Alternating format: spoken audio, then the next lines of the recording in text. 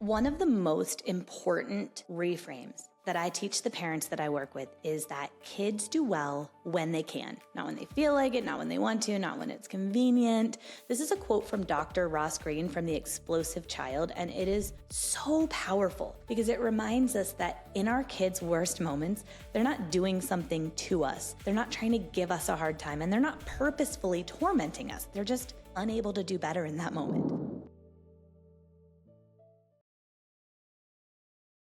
Welcome back to Raised Resilient, where we show you how to end the meltdowns without punishments, bribes, or yelling. I'm Dr. Hillary Manzett, clinical psychologist, parenting coach, and mom of 3 sensitive, emotionally intense kids. I'm so glad you're here. Here's the thing. Your child wants to please you. Your child wants to be in your good graces. And more than wants, your child's brain is wired to stay in your good graces. And think about it. From an evolutionary survival perspective, your child depends on you for everything. Food, water, housing. Their literal survival depends on you. And they know this on some primal level, even if it's unconscious. If your child is doing things that make you mad, I promise it's not for the sole purpose of making you mad. Like, that wouldn't even make sense. So this is the most important reframe that I teach the parents that I work with. And it's something that you can hear and intellectually you're like, yep, that makes sense. But in the moment when you are with your own kid, it can be really hard to remember. Ask me how I know. And that's what brings me to the story I want to share in today's episode, because I have been working with children and families as a psychologist for over a decade, have been coaching parents for 5 years, and the last 3 through my online parent coaching program, Chaos to Connection. And I've been a mom for almost 12 years now. Like, my oldest will be 12 this summer, which is wild. And yet sometimes I still need the reminder that kids do well when they can. And so we had this moment at our dinner table the other night that really illustrates this. And I want to share it with you because I think it will help you to remember in your own real life when your child starts acting in ways that feel like they are just trying to make you upset, or feel like you really just need to shut it down, punish them, show them this behavior is not okay. Behavior is communication, always, of a need that's unmet or a skill that is still missing, and kids do well when they can. We were at dinner the other night, and we're all sitting around talking about our day, and my husband starts sharing something exciting that's been going on at work. And as we're all listening to this, my 9-year-old says, "Can we watch?" And my husband gets excited, thinking like, "Oh,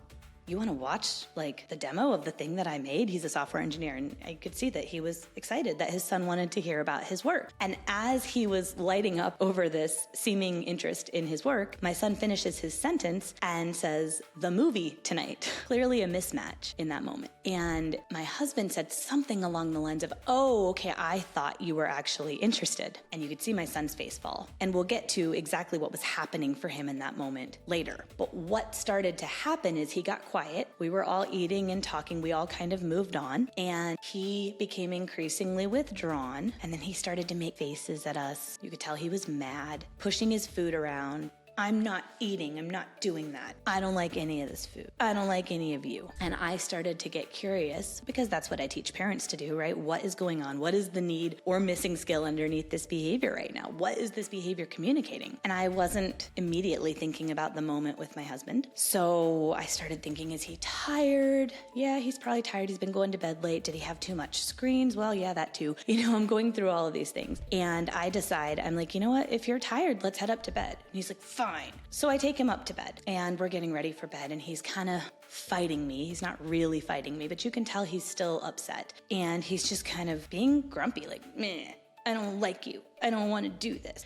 And finally I said to him something that I often say to my kids when I hit that point where I'm just like, something else is going on. So I said to him, "Hey, some of the words that are coming out of your mouth right now, they sound kind of mean and angry, and I know you're not a mean boy. So what's going on?" And that was the moment that everything started to shift, and he became tearful. And he said, "I actually did care about Dad's work. I asked the movie question because it was time sensitive, but I did care about Dad's work. And as soon as Dad figured out that I was talking about a movie, he said, 'Oh, I thought you cared.' He thought I didn't care anymore because I was asking about the movie." He's saying this through his tears, and he's like, "But I did care." And then everybody started piling on, which is true. His brother was like, "That's not very thoughtful." And, his sister's like, "Dad was talking." This often happens to my 9-year-old of everybody in our family. He's the one where he does something and everybody likes to pile on. And he said, "And I felt so much shame, which to me is mad and sad mixed together, and I didn't know how to handle it." And I said, "Oh my goodness, that makes so much sense. That makes so much sense. You felt really misunderstood in that moment. Like you did care about what dad had to say. You also had this impulse to ask what felt like a time-sensitive question. So you blurted it out, and maybe then you felt bad about it, but everyone was jumping down your throat and assuming that you didn't care when you did. That stinks. He was like, yeah, and that always happens. And he just started telling me about all of these feelings that he had been holding on to. And what was so interesting is how he just turned on a dime the minute I said, hey buddy, what is actually going on? Now, if you are stuck in the meltdown cycle with your kid, your mileage may vary on being able to say, hey bud, what's going on? We may need to build up some emotional safety first. I've been working on this with my son for years, but you can absolutely get there. It's the mindset that needs to come first. The mindset of kids do well when they can, not when they feel like it, not when they want to, not when it's convenient, not when they don't want to give you a hard time. No, kids do well when they can. And if you can keep that at the forefront of your mind in these really hard moments and let that guide your response to your child, you're going to find that naturally you have so much more empathy for your child, even if you're not yet at a point where your child can verbalize that they're feeling shame or feeling mad or whatever. You'll get there. But it's so important to remember that what looked like just really annoying behavior, and even my brain was going to this place of, yeah, he's had too many screens, or, he's really overtired, which might have both been true.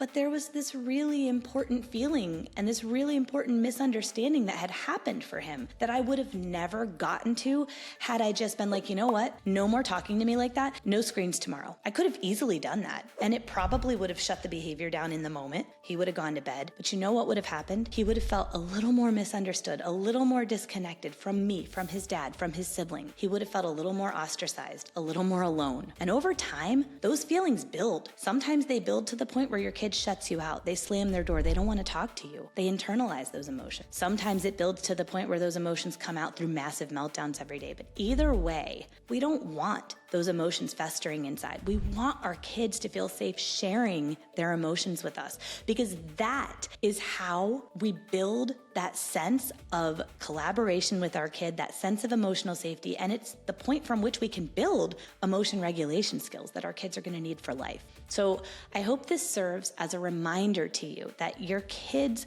behavior, even as dysregulated and annoying as it looks, there is always a reason. Behavior is communication, and kids do well when they can, in every instance, right?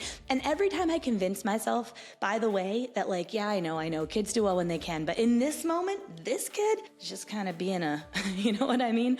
Every time I convince myself of that, I'm humbled, because it's just not true. Kids do well when they can, full stop. If this is resonating, I want you to check out my video, How to End the Meltdowns in 8 Weeks or Less. It's linked below in the show notes, and I think it's going to give you such helpful insights on why you're stuck in the meltdown cycle and how to break free from it in 8 weeks or less, because it really is possible to do that, so that you can start having these deeper conversations with your kid. You can start seeing your child name their emotions in real time, and you can work through these situations without having to tiptoe around the meltdowns, walk on eggshells so you don't set off yet another explosion. That is all so possible for you. Check that video out. Thank you so much for being here, and I'll catch you in the next episode.